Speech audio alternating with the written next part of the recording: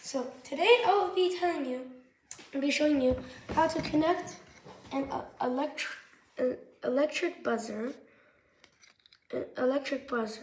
and how to make a circuit out of it.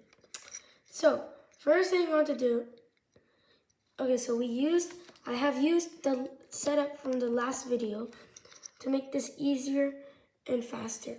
So you can also use the same setup as last video.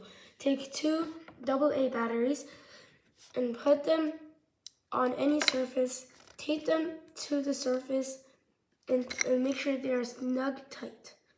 So the information on this shows the voltage, 24 volts if I'm correct. And now what you want to do, this red wire is positive, the black one is negative.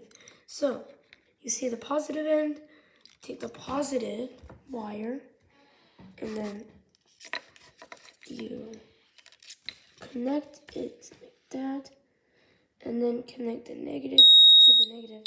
It will sound just like that. Okay.